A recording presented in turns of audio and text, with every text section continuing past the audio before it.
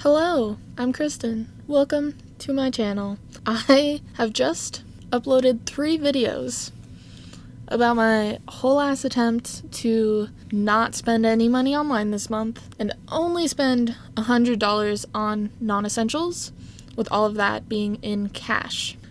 If you haven't watched those videos, I recommend you check them out, but also if you don't feel like watching all of them, because it is a lot, it's a whole emotional roller coaster.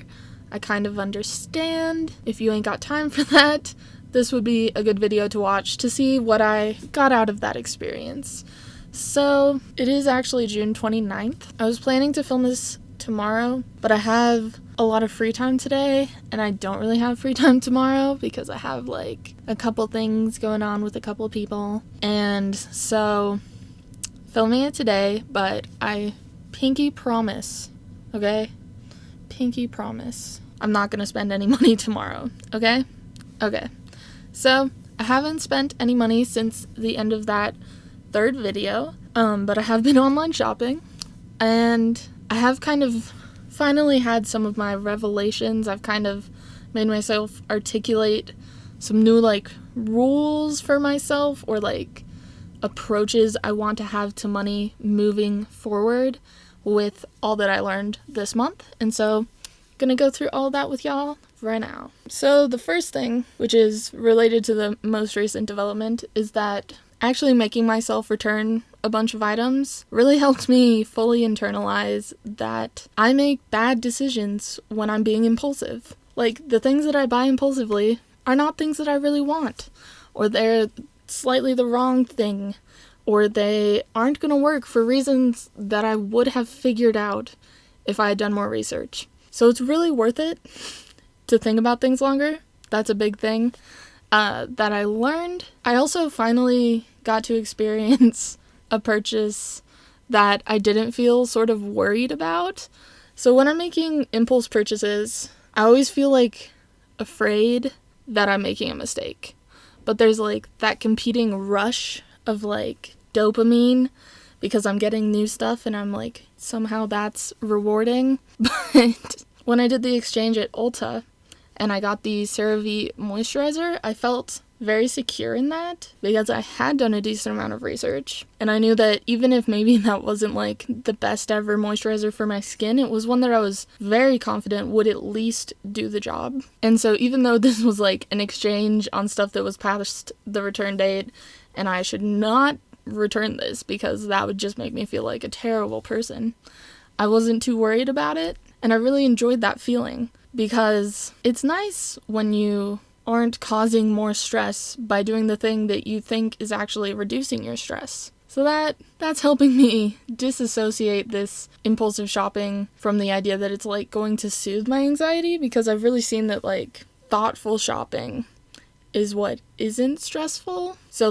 when I'm trying to deal with anxiety or stress or whatever, I talked about it in the other videos, by shopping, I should really be directing that towards researching, and not the idea that I need to get a thing now, but instead the idea that I really want to figure out what is the right thing. So that's a big lesson I'm taking forward. Second, and this relates mainly to my big relapse moment, is that I really need to figure out a way to only let myself make one online purchase at a time. Because basically, that first purchase and that rush of dopamine or what have you sort of lowers my inhibitions as to making another purchase right afterwards. So my plan for this is, first of all, I'm kind of in my head telling myself I should only be making one online purchase in a week at the absolute maximum. I don't need to be making that many online purchases unless I've been doing a lot of research and know that the thing that I can get online is better than the thing that I could get in person at the stores that I have available to me nearby. Then okay, all right to go online. But I should only be doing that sort of like excess shopping generally once a week. And so if I do make an online purchase, my plan is to, before I even proceed to checkout, close any and all other tabs I have open that might be stores. So anything that is going to tempt me to make a purchase needs to be closed. And then after I finish checkout, I'm going to close my laptop. I'm going to do something else for ideally at least half an hour. And that should sort of let my dopamine inhibitions lowering emotional rush sort of diffuse, so that when I do next pick up the laptop, I won't just want to reopen those shopping websites. That's the hope. I'm definitely going to be changing that and improving on that plan as I see how it actually pans out. Third is that I should really try to be more conscientious and more like actively aware of all of the directions that my money is going.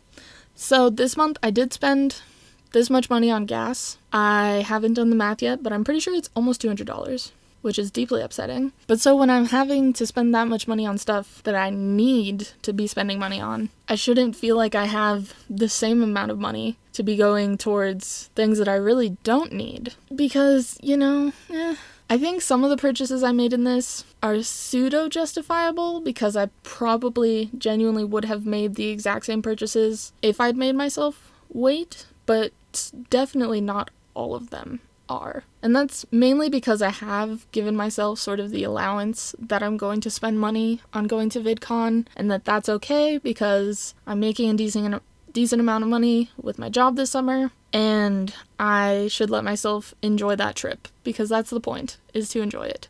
So I shouldn't be so frugal that it's going to be unenjoyable. With that, I don't regret all of the purchases I made this month, especially the excessive ones, but I think the main reason for that is because I did some returns that allowed me to end up with stuff that was better researched and therefore ultimately going to make me feel better. Which this relates then to my relationship with stuff, which is a big thing that I talked about in the first video. I've been thinking a lot about how the world wants me to want stuff, and I don't like that. But at the same time, there is stuff that I own that does make my life a little bit better. And so when you put all of those things together, stuff can make my life better.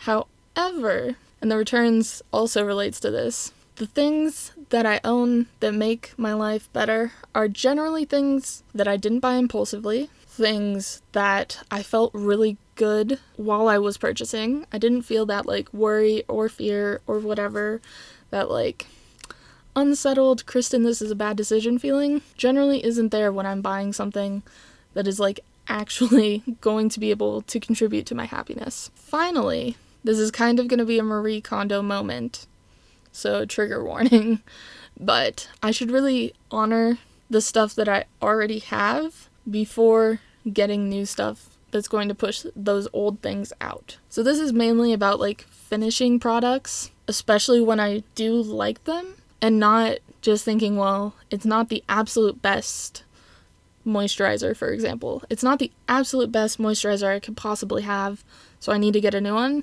That's bad. That's not what we're doing in this house no more. We're going to say, I really like this moisturizer, and I'm going to use it all the way, fully, get the full amount of tiny doses of happiness it can give me. But I think I might try something a little different next time, just to see if that one might be even better for me. That's really how I'm approaching the purchases that I'm already thinking about making in July, is that I should prioritize the ones that aren't replacements. For example, I'm out of blue hair dye. I need to get blue hair dye. I have completely finished it. I am going to try something slightly different, but I'm not pushing anything out that I was enjoying. Next, I think fourth, if we're counting, I don't know why I feel so inclined to count in these videos, is that I really need to see totals for the amount of money that I'm spending to be upset about it. So I have a spreadsheet where I'm doing that for all of the ones that I'm planning.